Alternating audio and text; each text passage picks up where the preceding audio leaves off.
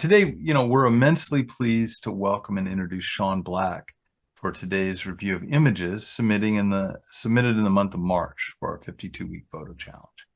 So Shawn's going to be checking out submissions for weeks 9 through 13 and giving us his thoughts and insights on images in the following categories. He's going to be covering reflections, low light, night shots, shots with bokeh, food, and also abstract. So we got a packed agenda here, and we're glad you could join us. If you don't mind, Shawn, I'd like to say a little bit about you, and then you can take it from there. So Shawn's the owner and principal photographer at Int'l Black. It's a boudoir studio located in Boston. While he does do some commercial shooting, about 95% of his work is in the boudoir genre. He's also a renowned educator and speaker. And in his free time, I like to say, he's also the owner and president of AIBP, which is the Association of International Boudoir Photographers. My gosh, what a busy fellow, right? So one last note, I got a little secret. While Matt Seuss is going to be talking about shooting the Northern Lights next week on the 18th as part of our SlickPic Academy series, Shawn's going to be our Academy speaker for May.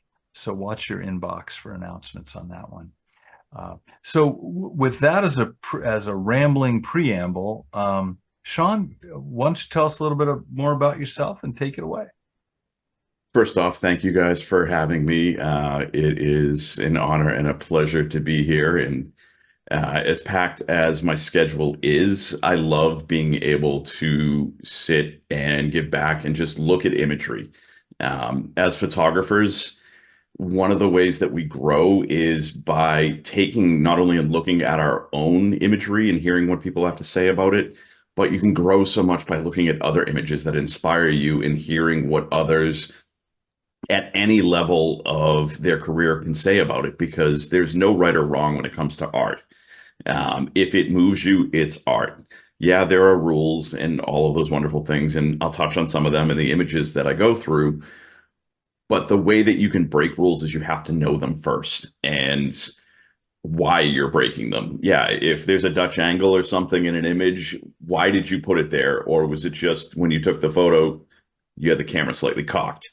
There's a big difference between the two of those things. So I'm extremely excited to dig into this, but Kevin gave me a good intro, a little bit more about me. I've been a full-time photographer for 14 years now. I've been 11 years this month shooting boudoir, and as of 2021 in August, I acquired the Association of International Boudoir Photographers. So yes, I am very, very busy as far as schedule is concerned, but I thrive when I have that. When I have downtime is when I get antsy and don't know what to do. And now that conference season is sort of winding down a little bit, I'm like, oh my God, what do I do? I need to travel. I need to teach. I need this, that. And so it's an interesting transition when you go from being on stage to behind the camera to shooting people to shooting commercial work. So it keeps me fresh. It keeps me from burning out, which as artists is incredibly important. You need to be challenging yourself in different ways, whether it's a personal project, getting outside of your own genre, things that'll stretch your creative mind, things that'll stretch your technical mind. It's part of the reason why I like commercial, because it's the complete opposite end of the spectrum of boudoir. It's a lot more technical shooting and things like that.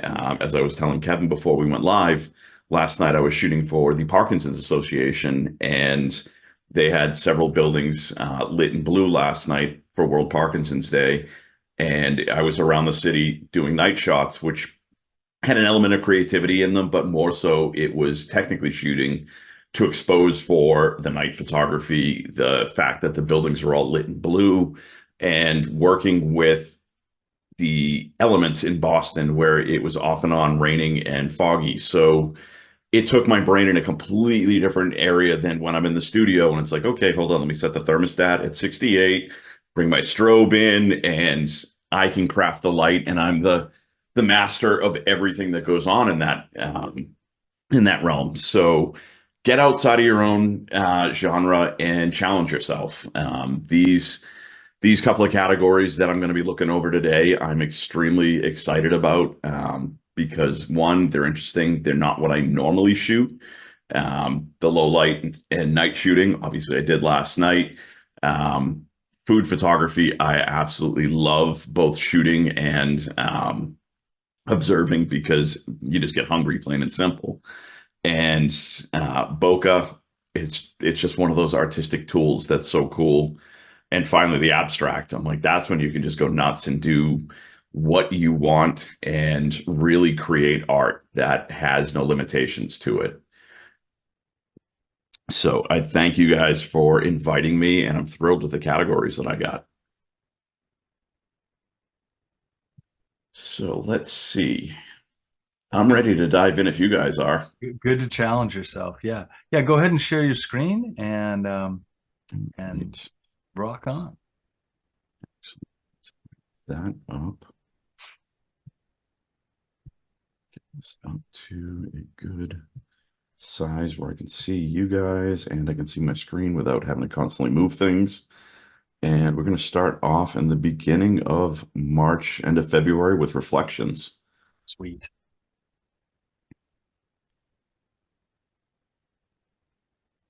And this was a healthy category. A lot of people seemed to shoot reflections and loved it. There was 82 images in this gallery, so it was exciting to see the breadth of talent and the ideas as to what reflections meant to people. So first, diving right in, the very first image is absolutely stunning image, exactly what I would expect to see in this type of category. Extremely difficult to get a crystal clear reflection like this. The exposure is beautiful. The fact that they waited until the pond or river or whatever this body of water is was like glass. I'm like, that is absolutely stunning. The definition that they've got in the brickwork, both in the reflection and in the actual positive, are incredible. And I love the foreground elements with the trees and being able to maintain detail there without blowing out the sky and bringing up those shadows. So to start off the gallery, this was a beautiful image. The other thing that I love about this is sort of the leading line that the buildings draw you into that image and really bring you right to that steeple. So great starting image to get going in the category. Let's see.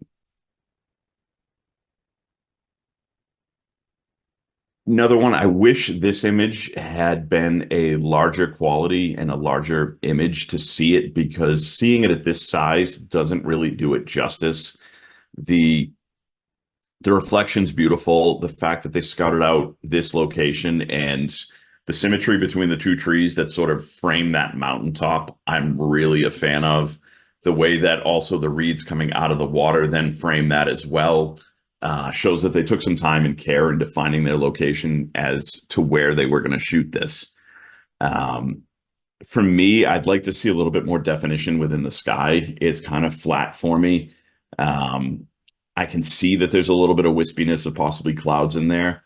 So if they were working on possibly compositing the two images where they expose for the sky and then again for the mountaintops and the lower 2/3 of the image, I think it'd be a little bit more powerful, bringing that sky up and adding a little bit more depth and dimension to it.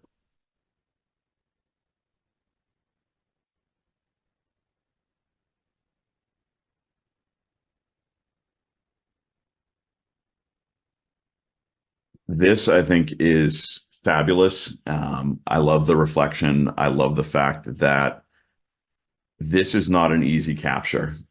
Whenever you're dealing with animals, especially ones that happen to be in water, creating their own wake, as well as it appears to be raining. This is an excellent capture to get that as sharp as they did. I love the symmetry of it, and just sort of, it reminds me of almost synchronized swimming.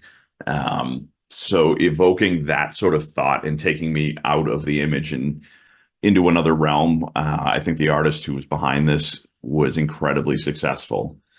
So I applaud them on that. I like the fact that we have similar swans that weren't not in the Boston area, and it looks like they're under probably a bridge in a more metro area. And dropping that background into a softer focus was also a nice element to this, because they're generally not the best looking areas.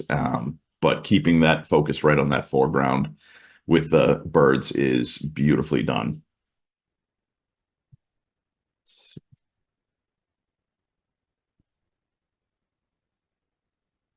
I'm a sucker for black and white. Um, I'm not quite sure what the red was in this, but I overlooked the red highlights or whatnot that's showing up on the trees and everything, and looked at the image purely as a reflection. And the symmetry, the lighting on the building, um, I really enjoyed this. I didn't quite get what that selective color almost is in the imagery in the trees and the windows. It just didn't make sense to me. I think it'd be a much stronger image if you kept this a straight black and white.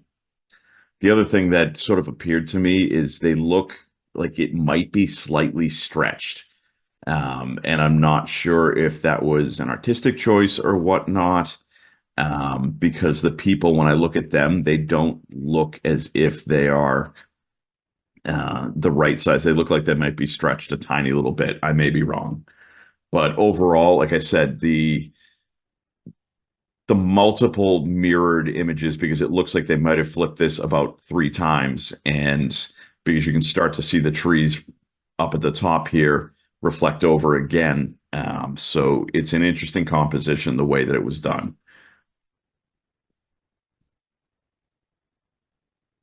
That's art for you. Oh, most definitely. Again, another beautiful capture. I'm guessing this might be by that same artist with the triple, because it appears to be the same birds. I just like the simplicity of this. It's not a perfect reflection, because it appears he caught the bird after dipping for a piece of food or something, creating that little ripple effect. But I think that adds to this image, because the bird is beautifully captured, the detailing on the wings. I think a little bit overexposed, possibly through the wing area, where we might want to see a little bit more feathers and detail through there. But overall, a very strong image, and I could see this as something framed in someone's office um, or whatnot.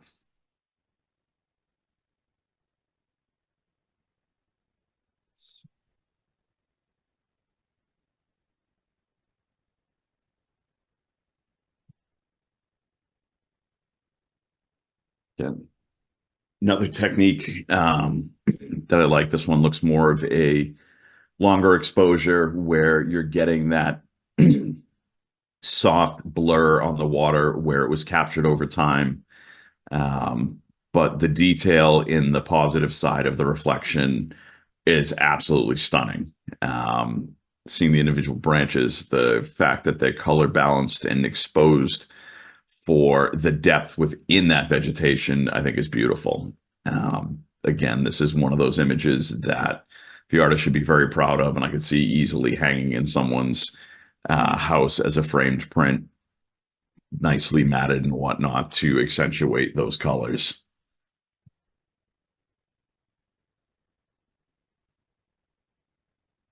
A lot of landscape reflections. So when I saw this first actual person coming back into my realm of portraiture, um, first off, again, I'm a sucker for black and white. It's a strong image, slightly overexposed on the white.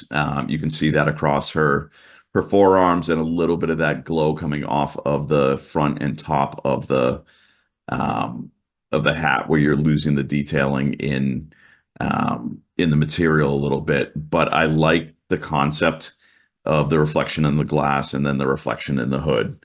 Um, just look at creating a little bit more balance in your black and white. You're clipping your whites just a little bit. Um, But overall, I like the concept of this.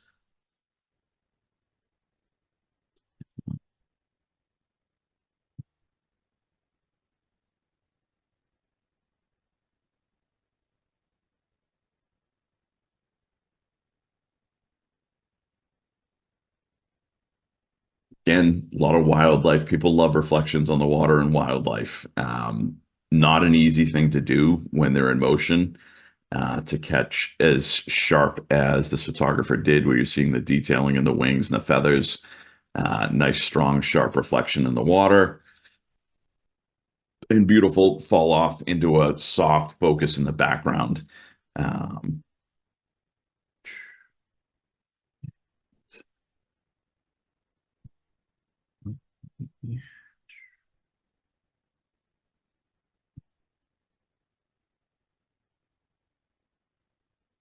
so this is an interesting reflection. Like the fact that they're able to reproduce that sort of quality of reflection on the water there is impressive.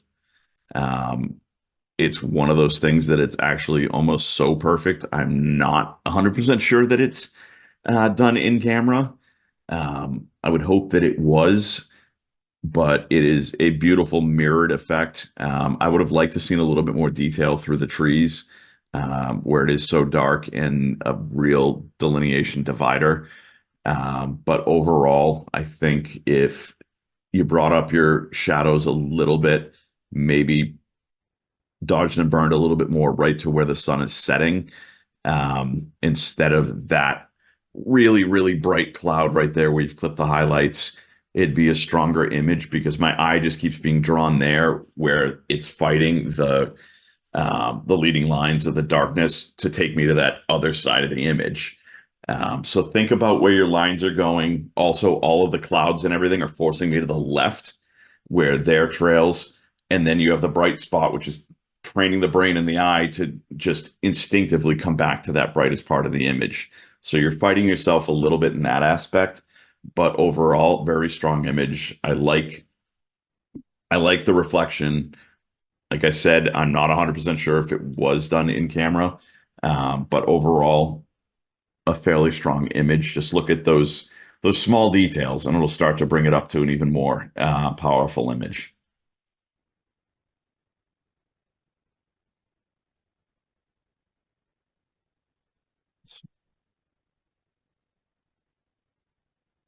So this is an image that is could use a little bit more practice from what I'm seeing. I see what the photographer's trying to do. Um, this can be done.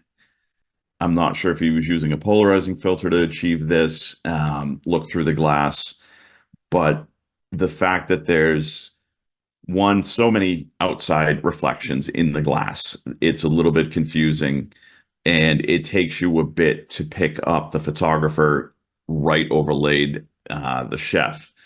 I think if you shot this maybe at a little bit more of an angle and you're going to show up a little bit more, wait till the other passerbys or whoever that is to the left of this image are gone, it would have made for a stronger and not very easy to achieve type of reflection shot where you're still seeing through the glass as well as picking up the reflections. I remember first learning about this 20 some odd years ago when I was in college, and the assignment was, okay, you need to create the reflection while shooting through the glass. And yeah, that whole week of assignments was hell. But it's a fun skill to learn once you master it and can create really cool superimposed reflections.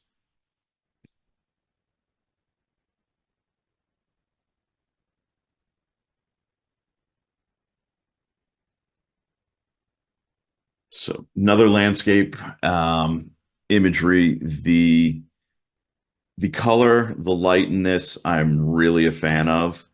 Um, the fact that the main reflections that are drawing your eye are the rocks closest to you because it's what's in focus, it's what's most brightly lit, so it draws the eye.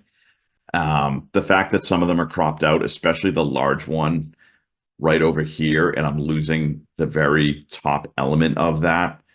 um, just sort of hits me like cropping at a joint a little bit. I'm losing one of the most important foreground elements. I think if you just step back a tiny bit more, if you could, I think that would be incredible. So this, I think, could be a little bit stronger if it was a little bit wider crop. Um, let's see.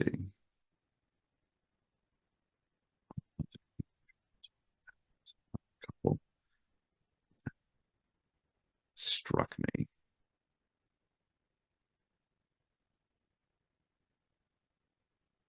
Again, this is another one of those ones where you're using that reflection while seeing through the glass. This one I really liked, and it's done a little bit better than the first one because you can clearly see the photographer back there. I like this foreground element of the person walking through blurred, but you're clearly seeing the artwork displayed. So it's a really cool composition, and the way that it was achieved, this photographer probably has a little bit more practice doing this technique.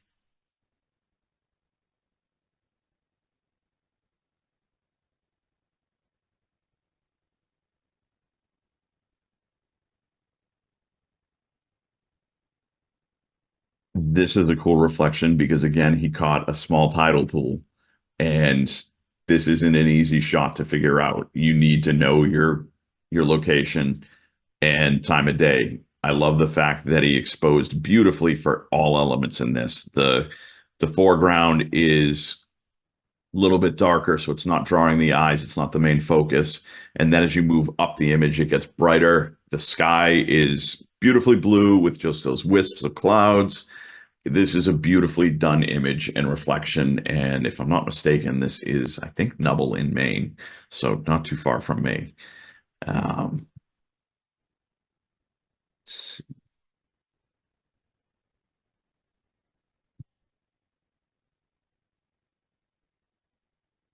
So this, again, sucker for black and white. One of my biggest influences first getting into photography was Ansel Adams. So this reminds me a lot of his work. I like the fact that there are definitive black, white, and gray tones throughout. You see the definition within the mountains. It's a very well done landscape portrait. I like the tonality in it. The only where I'd say you got a little bit maybe heavy-handed dodging and burning is the top of these mountains, but that also maybe there may be a heavier cloud there that I'm not seeing, creating that little bit of dip in shadow. But overall, very strong image. That just gives me the Ansel Adams vibes in the toning of it.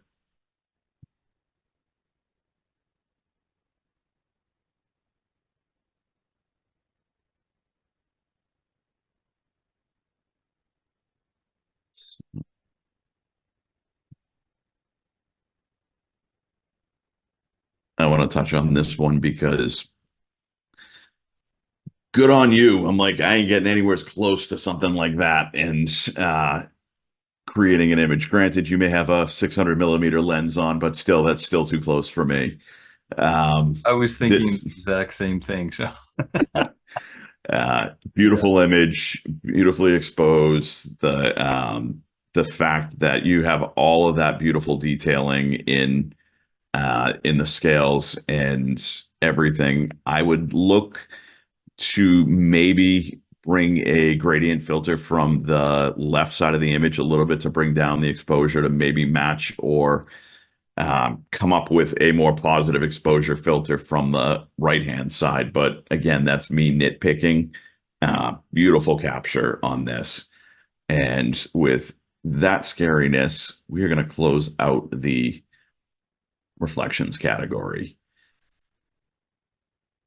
Let's go take a look at so low much, light so night. much to look at in that category. You were dead on. Uh, really, really fun. Thanks for walking through that with us. Not a I problem. would just suggest maybe doing about 8 to 10 minutes per category because we want to get all of them in an hour. No, no problem. Where was I about on that? Uh, I would say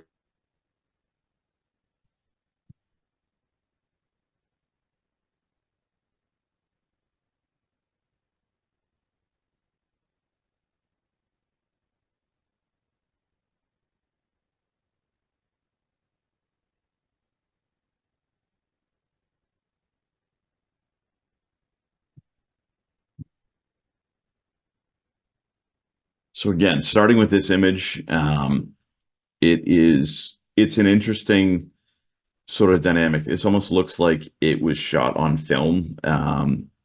For me, I like my night images to be really, really tack sharp and clear. I try and go as low ISO as possible, so that I don't lose detail, that the highlights and the lights really pop in me. I'm jealous of this location. It looks like where I want to be because it's rainy and miserable in Boston right now. And this is definitely more tropical. But think about not muddying with ISO. Try and achieve things with a longer shutter speed and a lower ISO if you can. Balance the exposure triangle to come up with something that works. Because for me, this is a nice photo, but it looks a lot more muddied than it could be.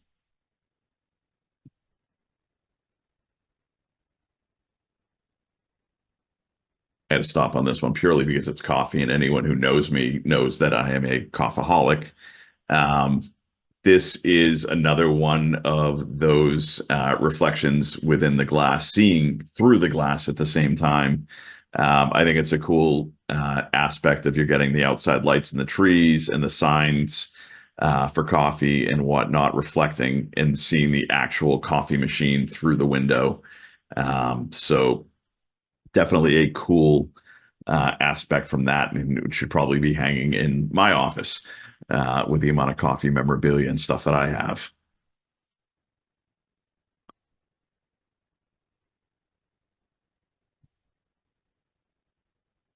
I'm stopping on this one purely because I know nothing about astro photography, and this is just stunning and beautiful to me. I don't know how to do this other than, yep, set my exposure super, super long. But I love the detail in this and seeing the stars and the constellations actually pop as well as some of the shooting stars. So what I'll give on that is nice job, and it's something that I can't do or haven't learned to do yet.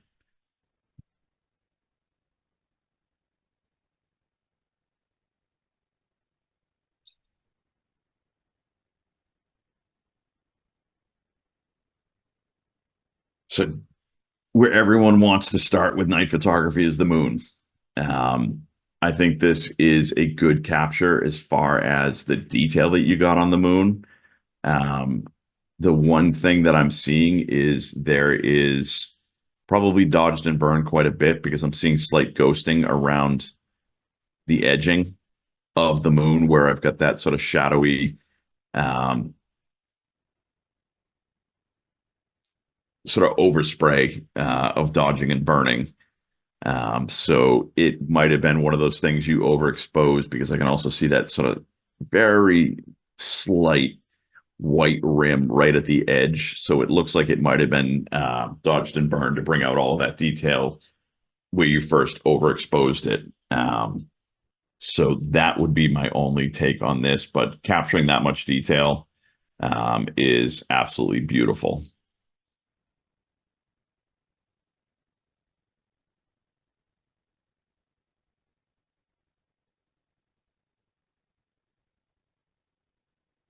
This is a lot of what I was doing last night. It was landscape photography of iconic buildings.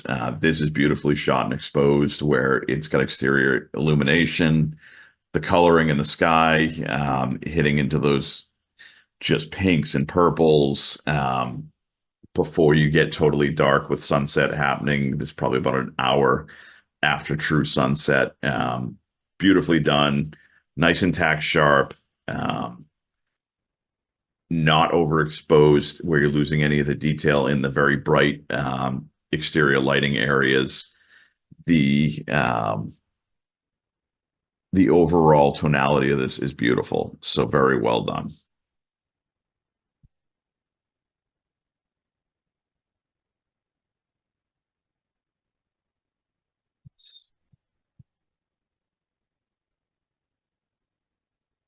Again, another one with the astrophotography, but the foreground elements, where I'm assuming that you may have lit these um, are very well done. I like seeing the sharpness and the detail in the foreground, and then the overall stars in the sky. It's a nice contrast. It adds so much versus just a dark sky.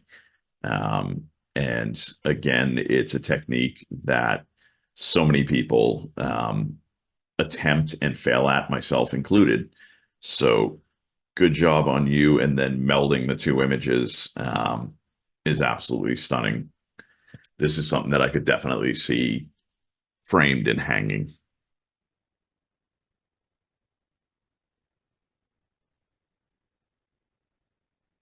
So this, I'm not quite sure what the aim was here. I'm like, I like the composition and everything, but the painterly effect on it just sort of detracts from me. And I don't know if that was brushed in or it was long exposure or what have you, because it's a really weird effect where it all of a sudden just comes to a stop, and all of a sudden we're very sharp focus on the main elements in the frame. So I'd say look at creating more of a clear focus. Um, and I think this could end up as a very strong image. Hey, Sean, I've actually been to this part, this area, and it's Bandon Beach has just great rocks coming out of the surf there. One thing that I immediately thought of was that the horizon is just, it looks like it's a little bit drifting downward on the left side, and It, that threw me just a little bit.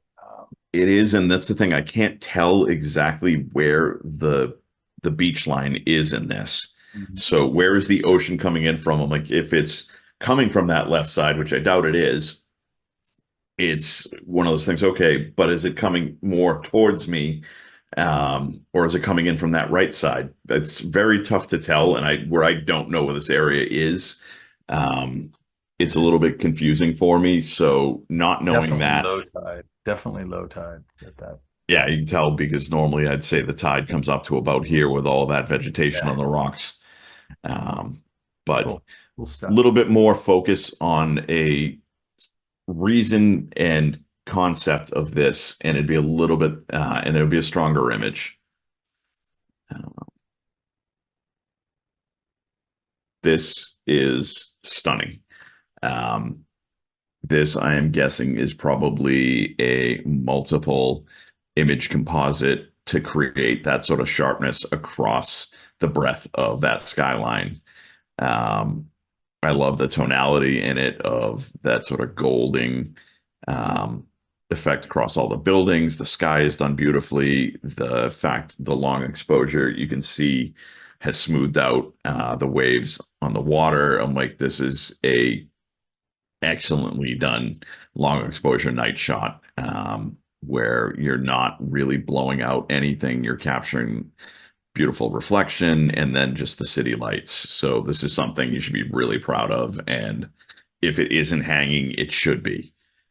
That's the San Diego skyline, and I've tried to shoot this many times, and it's exceedingly difficult to get something as with the clarity that this one has. Yeah, even when I go into the full resolution, it's ridiculously sharp. Shot from Coronado. Now, where is this shot from? Because it So looks like you're out on a boat. from no, it's actually shot from Coronado Island. So Uh, there's a bridge that goes from downtown over to, it's not really an island, it's more of a peninsula coming up from Imperial Beach, but it's where the Hotel del Coronado famous hotel uh, is. yeah, Um, I've yet to visit San Diego. It's definitely on my bucket list. Come on down, brother. All right.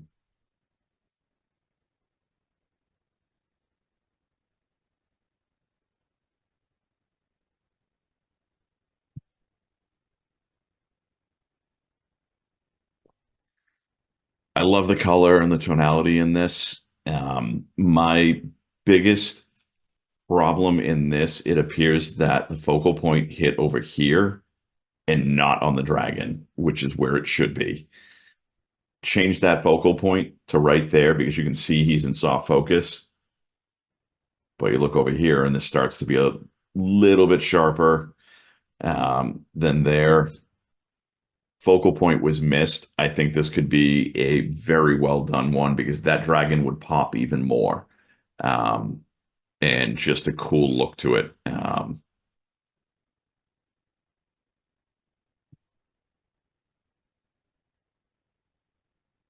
Again, this is a focal thing for me, and I understand they were going for the motion blur of the people, but there's not a point in here that is incredibly sharp focus for me because even this looks to be about the closest, and that should be tack sharp, and it's not. I like the sort of overexposure glow creating it, but I don't think they either didn't have the most stable tripod and they might have got a tiny bit of movement from either a breeze or what have you.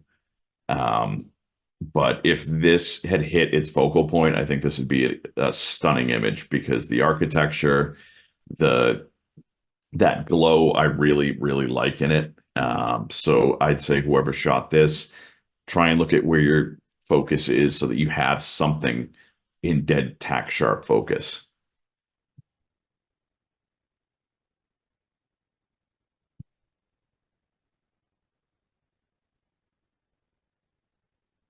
Yeah, I'm now going to go learn astrophotography. It's just, I, yeah, that's what I got to say about this image. That's a I, master class right there.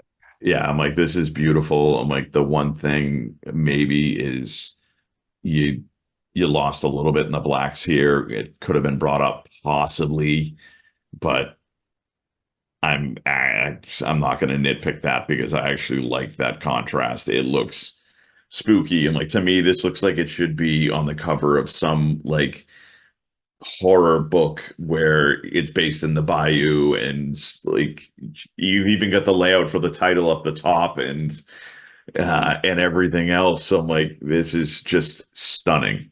And again, Manny, you should applaud yourself.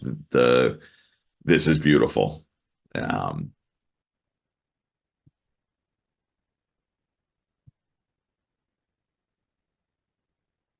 Same thing. This is another one that is absolutely beautifully done, and just making me jealous that I don't know how to do this yet, and definitely going to start my research because it's way too cool not to.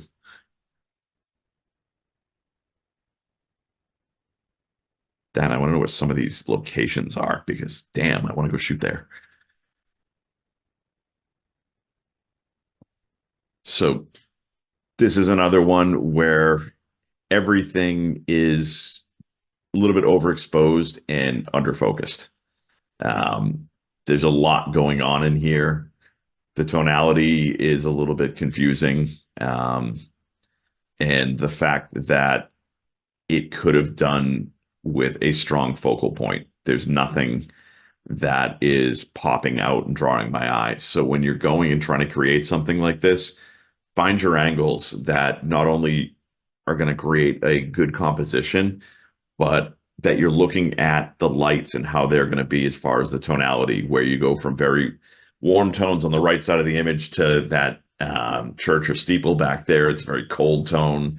Um, think about those things where they're merging and coming together. But most importantly in this, think about your focus because there's not anything drawing my eye.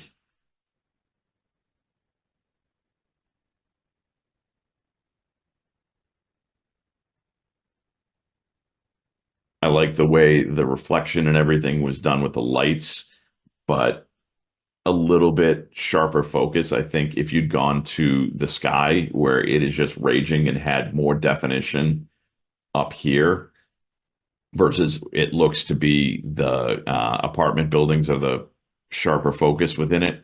If you brought that up, let these all drop because you've got a little bit of that blur happening from the light anyway. Let this be your focus because that's what I want to see. I don't care about the apartment buildings. That's the story in this image. that and this glow down here. So think about where your focal point is when you have it, because looking at this, I'm being drawn to this, not this.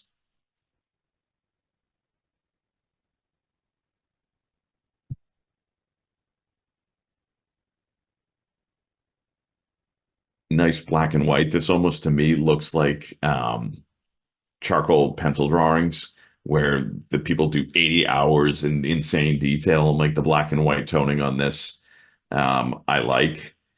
It's almost looks like one of my favorite books from growing up, The Lion, the Witch, and the Wardrobe. Some of the illustrations that were in that, just reminding me of that. So good job at evoking an emotion and bringing back a memory with the composition and whatnot.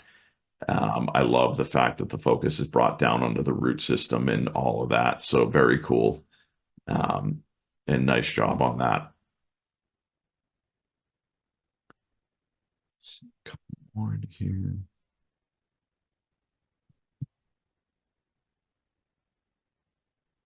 Again, when I'm talking about focus and how I like night imagery, all of this is tack sharp on the positive side. The beautiful glass surface to the water from the long exposure and just waiting out and knowing where it is. And then, like I said, the goldish warm tones leading us into this much cooler, more white sort of light dead center with both of those leading lines. It makes sense in this image. It's not being muddied by that.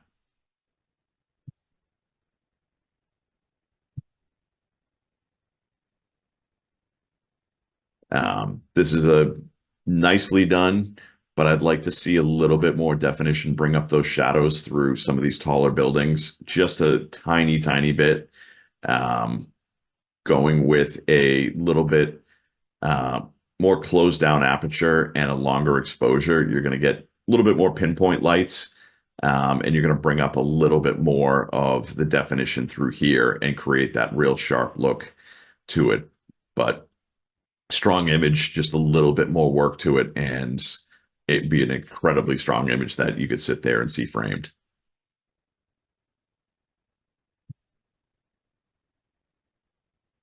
Love this. Beautifully lit, beautifully captured. I'd like to see a little bit more definition in the shadows. And the other thing is we are a little bit tilted off to the left side of the image. So watch your horizon.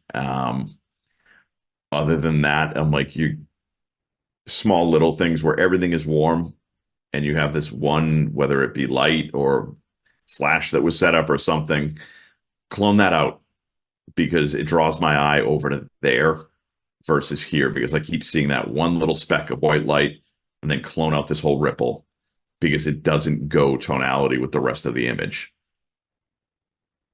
It's also a location I've been dying to shoot. It's so ridiculously beautiful. One last one here. This looks like someone who's just getting started in long exposure and wanted to get the light trails and all of that. Again, think about what you're doing and why you're doing it. This is just, yep, you've managed to get light trails, but the rest of the image is dark and doesn't really say anything. This looks more like a practice image. You did a great job capturing the light trail, but there's no artistry to it. Think about the rest of your composition and why you're capturing it. Because yeah, you have the light trails, but guess what? I'm going to vote for adventure or whatever that is because that's the focal point in here. There's no real perspective as to what you were looking to accomplish other than creating light trails. So with that, we'll close out the low light and let's head over to Bokeh. I need to shoot more at night, I think. I really Night shooting's fun. I hadn't shot at night in a while before last night, and it's like I said, it stretched my brain in a completely different direction than what I'm used to, where I'm now having to deal with light that I'm not in control of, but also you're trying to expose for the dark shadowed elements while you have different intensities of light coming back at you that you don't want to overexpose or lose definition, or in this case, create bokeh, where I had lots of fog and water droplets and everything, not to mention the angles of the light could just be creating that bokeh within the lens and the foreground elements. So a lot of different things to work with. Yeah. Overall, I'm like moving into the bokeh category, there's so much and different definitions of what bokeh can be. I like more defined bokeh for me, which going something like this, I don't know exactly what the object was here because they missed focus on their front element. Yes, they achieved buttery bokeh in the background, but this is an example of you need to fine tune your focal point, because this would have been a great image and the bokeh would have been even stronger if you'd hit focus here. Whereas you come into elements here where this is purely they were creating light spheres and bokeh was the subject of it.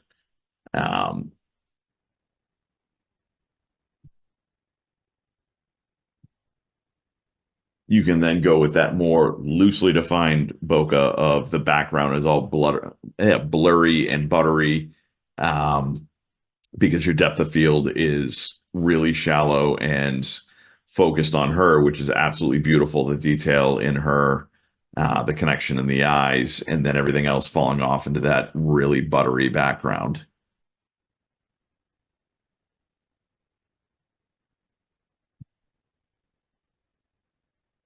Again, purely creating art out of the abstract of light and what it does when you're focusing at a shallow depth of field and the lights are in the background and you've got yourself, depending upon what type of lens, creating either circular or octagonal, depending on the shutter element that you have and how many blades it has.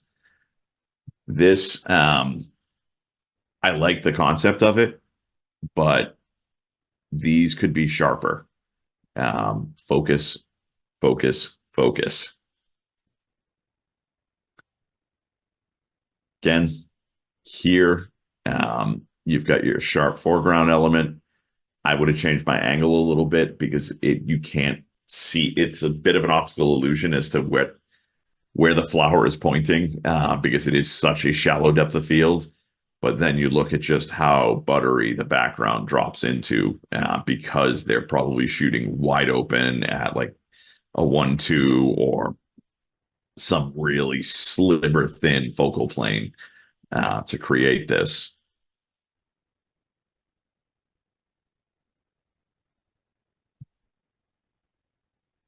So here is a beautiful example of focus the other way. Everything that we want is in sharp detail. Both birds, the feathers, their eyes, all the small itty bitty tiny little hairs underneath. You can see all of that detail, and then she drops it into this just beautifully blurred background, almost to the point where it looks like a painted backdrop, where she's completely blown that focus out in the back, creating that backdrop and getting rid of any distractions with that focal plane.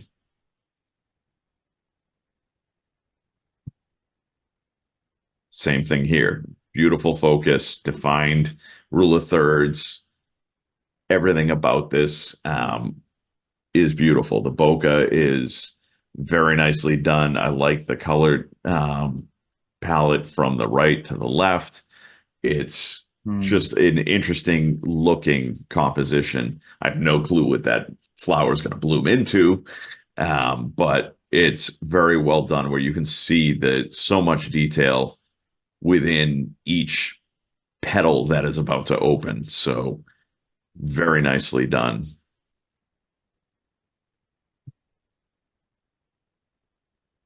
Another one here where detail, detail, detail, where you're seeing that sharp focus in the veins within the wings, all of that color. And then the back is just looks like paint splotches because it's so out of focus.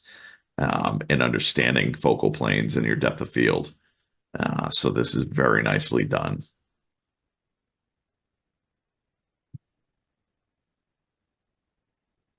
Same thing.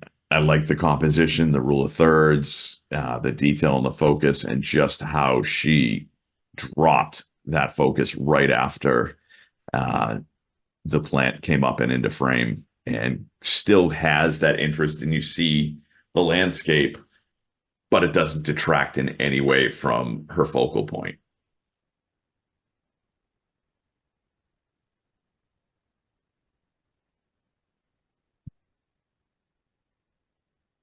More traditional bokeh, big defined blobs in the background of light from the different light sources shooting on this statue piece, which is in beautiful sharp focus, all the detail, beautifully lit.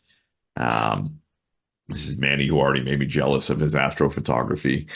But this is another, you can tell Manny understands technique. This is a very well done photo. I just like the framing with the bokeh surrounding her. It's not abstract, which we'll be getting to. It's a well done piece.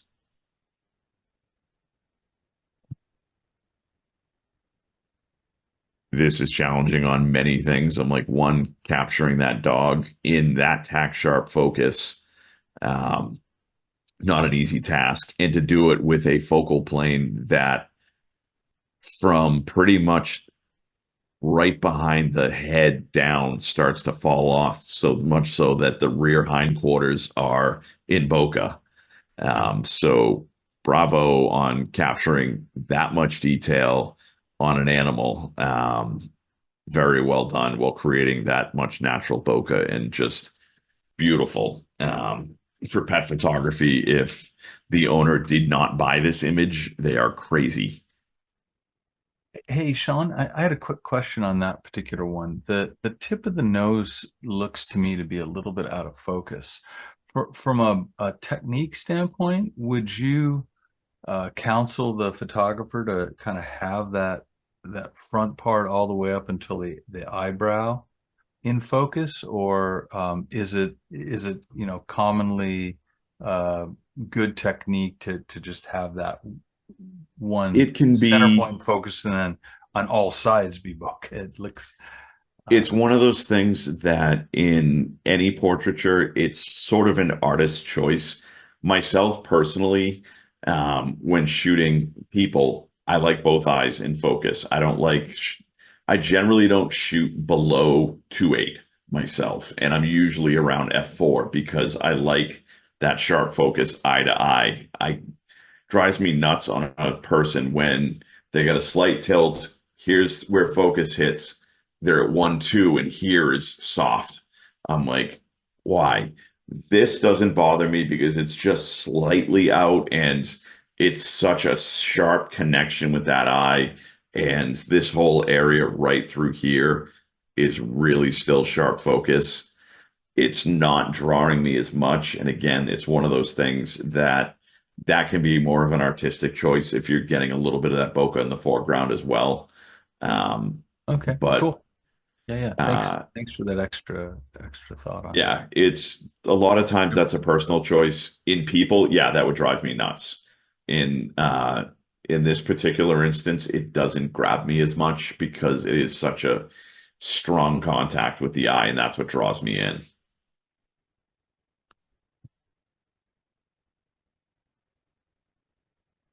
And lastly, just because who doesn't like buffalo or bison? I'm like, again, another thing I have never seen in my life, and it's just so breathtaking. Beautiful bokeh with the almost like circular blur to it. The way that it looks like she almost might have, sorry, not she, I don't know who shot this.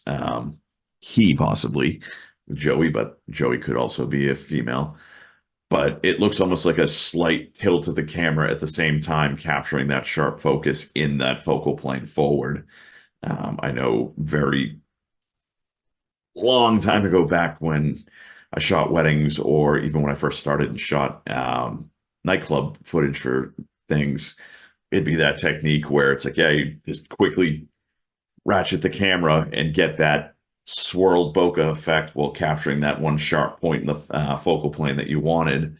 And that almost looks like what this is, but possibly it just could be the landscape behind the way the colors all sort of fell, creating that effect as well. But I love just how detailed the eye in that area drawing us in. You see all the fur detail, and even looks to be that exhale from the animal captured as well. So very well done on that. So let's see. Let's get into food. Getting to be about lunchtime out here on the West Coast. I had lunch right before I jumped on. So That's we only got a couple in food, a lot shorter category than any of the others. And it looks like our first three came from the same photographer that obviously loves baseball and all the accoutrement that goes with it. So the thing for me in them, and this was noticeable in all of them, it looks to be underexposed. Nothing is sort of popping and are at the colors that they want to be. And like the red in the Coca-Cola isn't bright red. The mustard's not. It just seems very muted to me. Nothing is popping out. There's a little bit of overall being underexposed, and there's also no dimensionality to the light. When I shoot food, I want very distinct light where I want it to fall. I want to create depth and dimension with the image. I'm usually shooting with my light coming back towards me at an angle to just really highlight different elements and textures within the food. So this composition wise is fairly basic. Overall, yeah, sharpness is great. You captured everything, but there's no one focal point being highlighted by your lighting, and it's just sort of under as an overall technique. Whereas, again, you start to see a little bit more difference. Like I said, he's obviously shooting with his light coming from that top left corner back across, which adds a little bit more depth and dimension into the image. The overall, it's like I would look at getting a little bit sharper drop off because, again, it seems a bit underexposed. I'd like a more defined shadow in that shadow area versus the highlight coming in. And the composition of it, lose the banana bread or whatever that may be. It's just sort of distracting. Shoot the coffee, clean up the cup. When you're shooting food, especially professionally, it's all those little details that matter. Wipe the cup down, wipe the saucer down, get all of those details gone so that it is crystal clean and someone wants to eat it. I'm like this, it looks like someone dipped the cup in oatmeal before they poured the coffee in it, and then it spilled over onto the saucer. So I'm like, those, if you're trying to shoot this professionally, that would not be an acceptable image. I'm like, this is a fun image. It's the type of stuff I put on my social media. Only difference is my foam art has failed. It looks nothing like what it's supposed to be. So good job on the kitty cat. The concept of creating that dimensional lighting is good, but start to look at the finer details in everything that you're doing.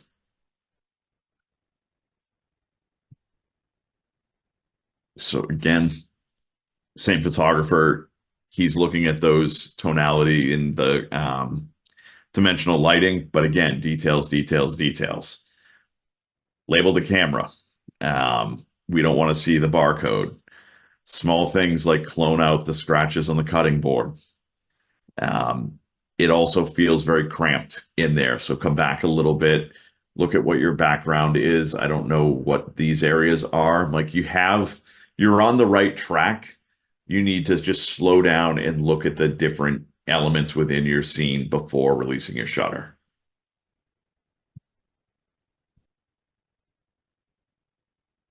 This is someone who's definitely shot food photography before, and it's Paul again. This is really good. So you know what you're doing. It's just when you get into multiple elements, you need to start to slow down a little bit more. This is a not that easy shot to capture.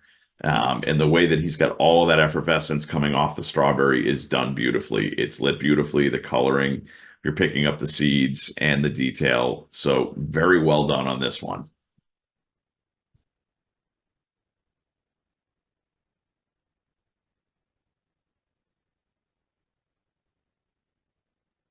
Again, this is someone that looks like they might be getting started into it. You want to have a little bit wider focal plane on this. So like the nuts and everything right up in here is intact, sharp focus, but then you fall off a little bit too quickly to the rest of it. You've got that directional lighting. Start to fine tune that a little bit more so that you've got more highlight and shadow. It's going to make that image pop that much more. And don't come in and crop in necessarily that far. You're losing a lot. I'm assuming that this is probably the same person. Increase your focal plane a little bit because I'm losing the front half of the salmon here. But you're on the right track. It also looks like it might be a little bit underexposed.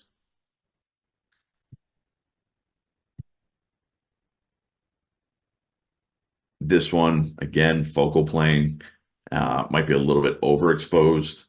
And look at that cropping. I want to see the top of this salad. More importantly, I want to eat the tuna.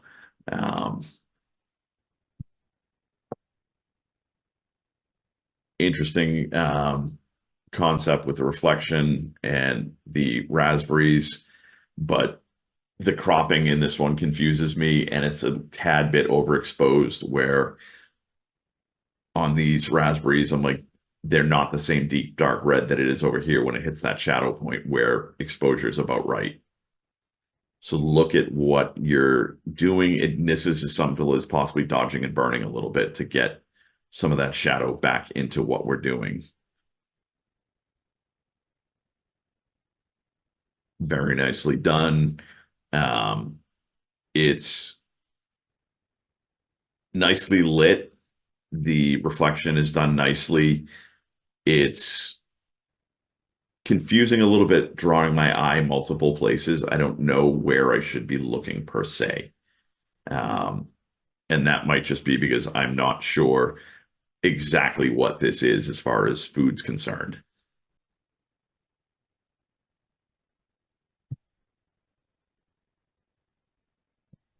Again, you want to look at focal, you want to look at your background. When you're shooting food, think about how this is going to look on a website.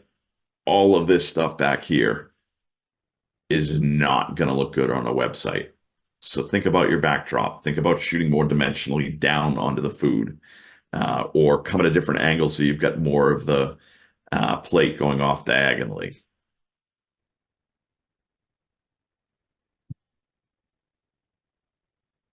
This is beautifully done. I'm like, you capture the entire plate, everything is in focus, the lighting is directional, it's showing and highlighting everything that you want to. Your backdrop is beautiful. All of this is neatly arranged.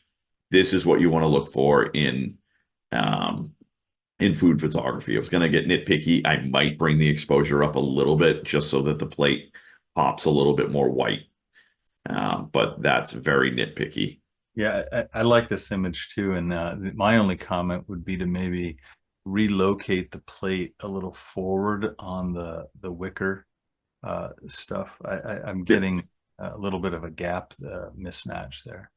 But Yeah, otherwise, I'm trying to figure if it's a plate or if almost it's a cornucopia, because the way that it's sitting on like the mat or something, it seems weird. So it might be by hmm. design that it has to be up there, but you may Oh, be right too. It may just be a flat and they just have to pull it forward for symmetry.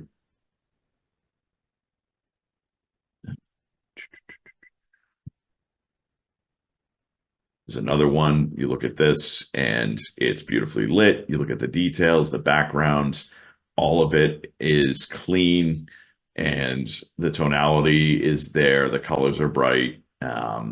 This is the type of thing that you'd see on a menu. I wouldn't have cropped the right edge so close to you're cutting off the Yeah. corner of the triangular plate. But otherwise, I love this. I want to eat it.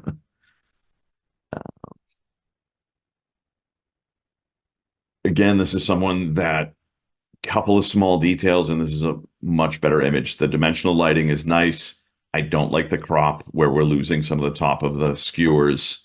And I'd put it at a little bit more of an angle shooting back. But I like the fact that you thought about your backdrop, you thought about your dimensional lighting. The other thing is be careful of your reflections. It looks like you got a softbox showing right there. So you may need to move the light a little bit more. Um, Same thing on this side of it. It looks like the softbox possibly reflecting over there as well. So keep in mind where your reflections are at as well, created from your lights. Uh, and this one just looks like someone was having fun, and I had to click on it because it's Angry Birds and just cute. Um, but let's head to our last abstract. So just taking a look through the entire category, you can see everyone's mind goes in different directions as to what abstract is. Um, and it can be anything. So some of my favorites out of this were um, taking and playing with, in post-production, the classic flower motif. I'm like, this is done well. The tonality is still there, and then that painterly effect as you took and stretched out the initial image, I think is beautifully done. The one thing that I would say, it looks like you put a bit of a light vignette around the edges. That gives it a slightly 1980s feel to it for me. I'm like, anytime there's a light or white vignette that starts to come in, I think of old Olin Mills Studios, and uh, next thing it's cats and lasers in the background. Um, but this overall, I love the concept of it, and just take out that sort of edge vignetting, and I think it's a much stronger image.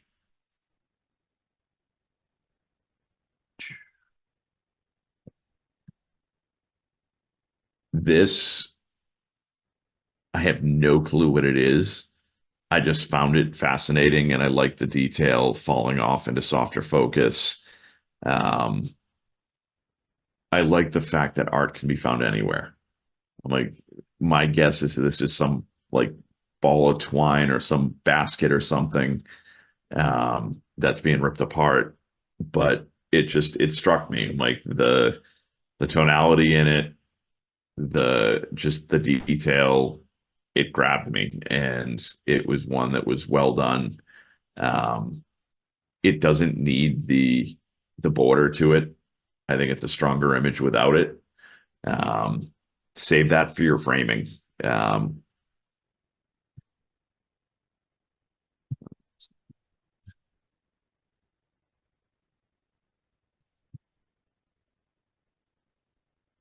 I love finding architectural elements that are abstract and create symmetry. They create leading lines.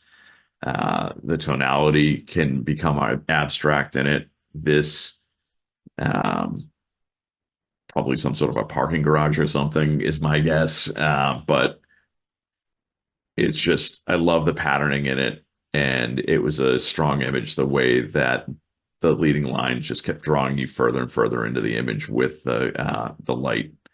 So well done.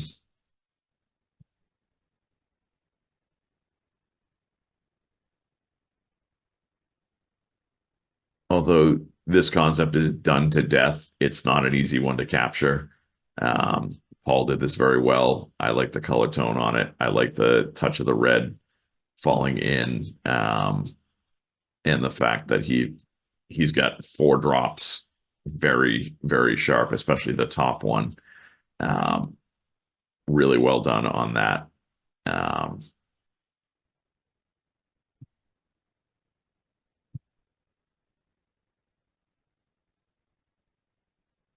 it took me a while to figure out what this was, and then when it hit me, it was like, wow, I didn't see that.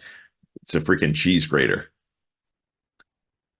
and it's one of those things that it reminds me with the way that it's done, with the color scheme, all of it. It reminds me of Andy Warhol, um, and just taking a simple everyday thing and turning it into art.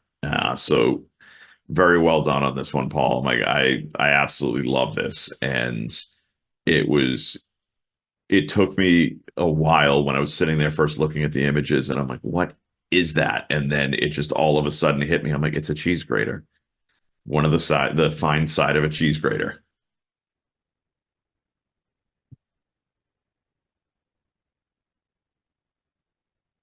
And he can go from a cheese grater architectural abstract, same artist, and this is beautifully done as far as creating that depth of field and sharpness in these buildings where every line all the way to the top is still beautifully sharp.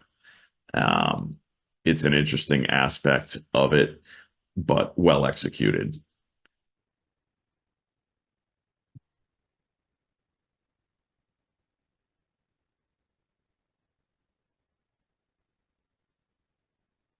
This is something I could see printed.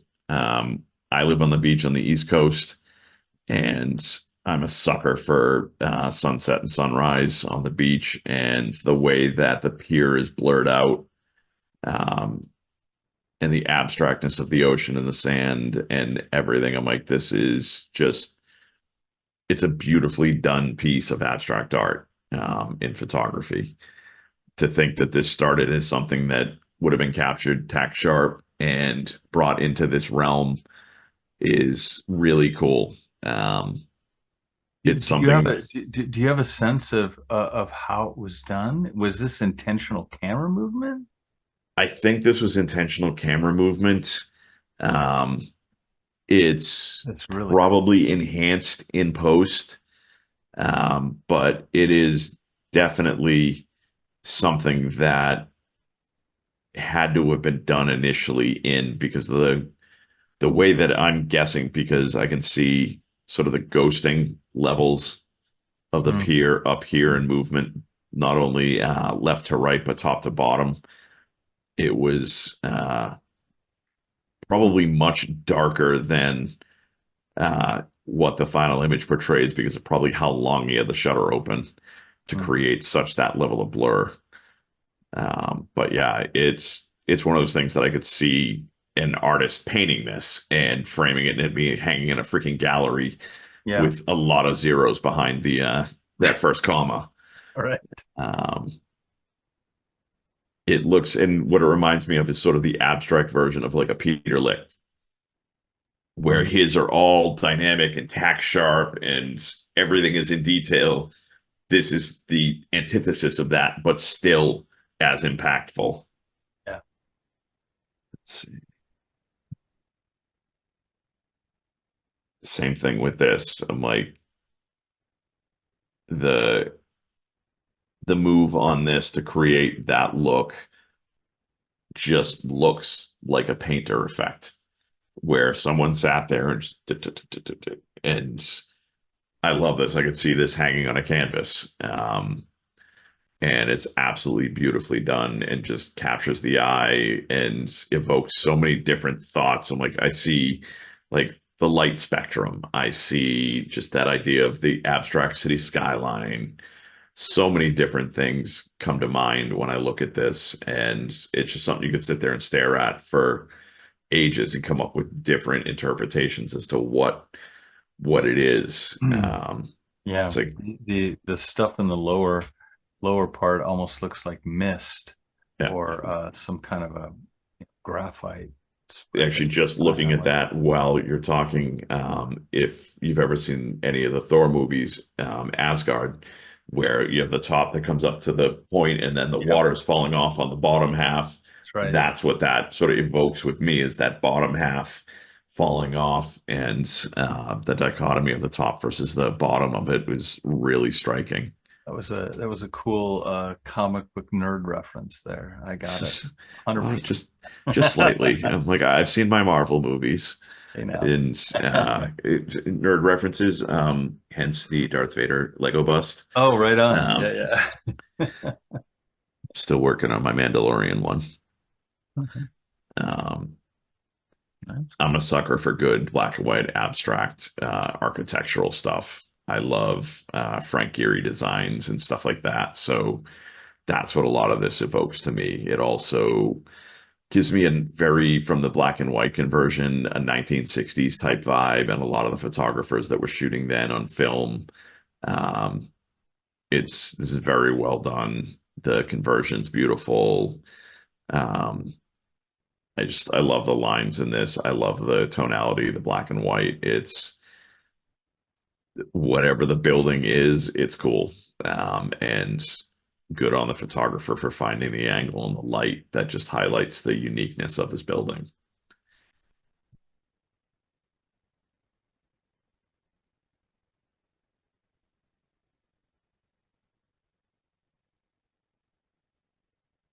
This one could have gone in our reflections category, but um, the thing that I'm struggling with is, are these the focal points from the camera still left in? So I don't know what that's about. I like the concept. Again, this is in Singapore. For all I know, that could be on the glass. But I'm going to guess that that's more so where the focal point was in the camera. How do you capture that? I mean, take a screenshot? I mean, Yeah, pretty much. Um, wow. this is just stupidly gorgeous. And again, back to Manny, who I've referenced in a couple of the other categories. Um, Obviously, a very technically sound photographer. This is beautiful. The symmetry in this is just stunning. So good on you, Manny. Another beautiful image.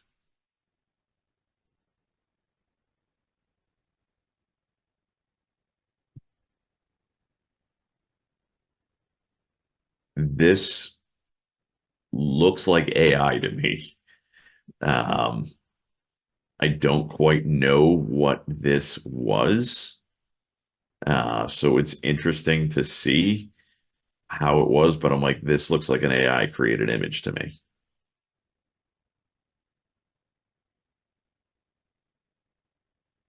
If it's not, I'd love to know what the technique was that you used to create this.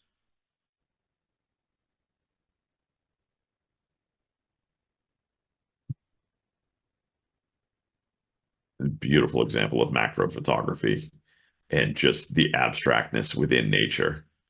Like this is stunningly beautiful and takes more patience than I have to create something like this in finding the perfect freaking uh, dandelion or whatever this is without me sneezing and going nuts on it from allergy season. But yeah, this is award-winning caliber macro photography, which just takes advantage of the randomness and abstractness of our own beautiful nature.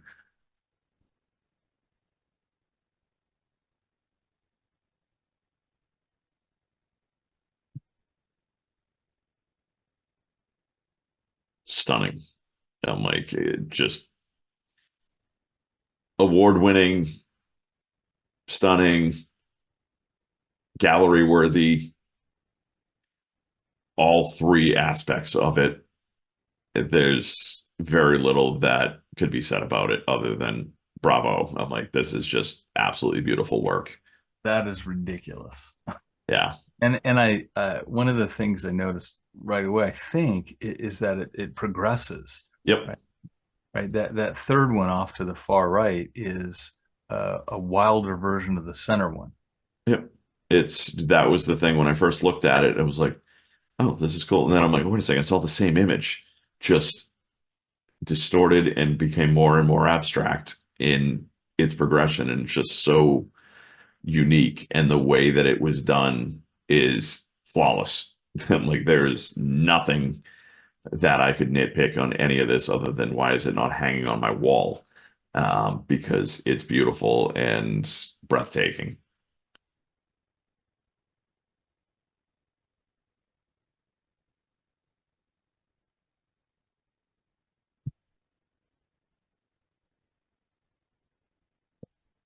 Again, taking the abstractness of nature and playing with it is looked to be probably aloe leaves or some sort of cactus. How they may be agave, whatever it is, just taking their natural form and playing with it, um, creating that multiple exposure to create more form, is an interesting look. And the depth within this image is what I think I like most. Um, and the one last one I want to look at. I have no freaking clue what this was, but I love it. It's again those things where it's like, yeah, there's art you can't figure out why, you just love it. This is one of those ones where I'm like, yep, this is something that I love. The color in it, the I'm assuming it was a flower to start. Um, I had down in our description, uh, flower power and abstract of a Gerbera flower opening its petals. Yep. No, this is a unique deformation of the original image. And like I said, it just speaks to me. And I know there's other people out there like, what? No, that's garbage. I'm like, and that's the beautiful thing about art. It's going to move everyone differently. And that's what you're looking for. Um, if everyone agreed about it, I'm like, what's the point of doing it anymore? It's why we push ourselves to be different and stand out. I know I work very hard for my images to be recognizable as mine, and not look like anyone else's. So uh, it's a beautiful thing, and I've enjoyed looking at all of the images through the categories that I had this month. And I'm thrilled that you guys had me on to do this and share some of my perspective as an artist.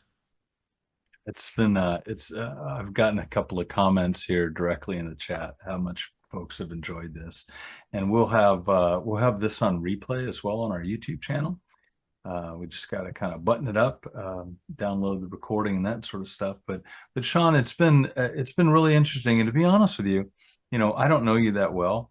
I know you by your body of work, which, as you said, 95% is more in the portrait spectrum and the boudoir spectrum. When you agreed to do the image challenge, I thought, these are going to be some interesting categories for Mr. Shawn. But I loved your perspective. And again, some of these things are things that you don't shoot often. But I thought that coming from where you are, that actually enhanced the observations you made. So thank you very And much. and that's one of the things that so many people don't realize is get out of your own comfort zone and look at other genres, because you can grow so much and gain so much knowledge. And I always say, where we're coming out of the larger conference season with imaging and WPPI and Shutterfest and all that having just gone by, so many people are like, especially in my genre, which is still the redheaded stepchild of photography industry, are like, oh, there's not enough boudoir education. I'm like, there's some, and I'm working to better that, but go sit in on a wedding photography class, go sit in on a portrait class, or this. I'm like, to sit with someone like a Jerry Gionis or a Lindsay Adler and tell me that you're not going to learn something despite the fact you're not their specific genre is crazy. Learn from people that shoot the same thing that you do, but learn from people that don't. And they go out and they shoot something completely different because they may have a technique or a skill set that you don't have. And it's not going to be 100% adaptable to yours, but you may take something out of it. There's been numerous times that I've applied posing from my wedding genre into the boudoir stuff and vice versa. The fact that one of the biggest techniques that I apply to like anything I learned in wedding photography is to eliminate like the double chin. It's chin forward and down. Everyone's natural inclination is to, Right, right. and this was something that 14 years ago, one of the wedding photographers I was second shooting for was like, okay, yeah, you want to have them do this forward as if you had your thumb underneath their chin where you pull it forward and then down, Yeah. not this, not that. And I'm like, that's something that every single client I shoot, I say that at least once. And then I tell them, I'm like, yeah, think about that in your own photos. Why you hate the way that you look when Uncle Joe is taking the family photo and you're like, oh my God, I got 90 chins. Like, yeah, it's because when he goes, okay, smile, you go, and it's just, Great. forward and down, and then put that one hand on the hip, swivel the hip a little bit towards camera, and push the knee across. And There you go. you'll instantly be happier in the way that you look. But That's there's exactly. something to be learned from everyone. I was going to say, I call it cross training, right? Yep. And in fact, one of my good friends is a renowned astrophotographer. His name's Jack Fusco, and he lives in New Jersey. But when I last saw him out here in San Diego, we were having coffee, and he was talking about leaning into twilight and night photography, portraiture. So, think about, the engagement photo, but with the Milky Way, like some of the Milky Way shots we saw today. And some of the stuff he's done is really, really cool. Oh, I'm already thinking about, I take a client trip to the Las Vegas desert, usually once a year, and I shoot clients out in the desert, and I'm like, okay, how do I now incorporate astrophotography into that with this amazing fine art nude? And Yeah, like that's why I'm like, yep, I need to learn astrophotography and figure out how to incorporate that into the boudoir genre to then push into another sort of stratosphere of the way that no one's done this before or thought of doing this, and to create that push new element. yeah, So exactly. The Valley of Fire awaits you. almost definitely. Well, hey, But hey, man, thank you so much for your time. I know you're a busy guy, and I'm glad you're emerging a little bit from conference season here. But it's always a pleasure to talk to you. And again, we're going to be hanging out together next month in May, and I yep. can't wait to hear what you bring to us. Yeah, it'll be cool element to get to in May. I have one more conference before then. I'll be at the Great Lakes Institute of Photography for a week teaching there, and Wow, I'll probably adapt some of what I've got there into a sort of shorter, more condensed brilliant, thing for all of our viewers. But brilliant, brilliant. for everyone that's on with us and watching this, I just want to let you know I'm an open book. Reach out to me on Facebook, Instagram. I am more than happy to chat and talk at any point and answer questions, because we as photographers have a very solitary work environment. It's generally us, our client, and maybe an assistant or a hair and makeup artist. We don't have that water cooler talk. So I'm always open to talking with other creatives and picking their brain and sharing my own stuff. Nice. I just popped your website into the chat if any folks want to grab that before we close things down. But hey, thanks again. I'm gonna cut you loose, Shawn, and let you get back to your day. And folks, for everyone who's still here, thank you so much for your time and your interest in the 52-week challenge. I hope you're getting the cross training that Shawn was mentioning, and really enjoying the challenges throughout the year. So thank you so much. Thank Have a you for great. having me and have a great day. Okay, cheers, mate.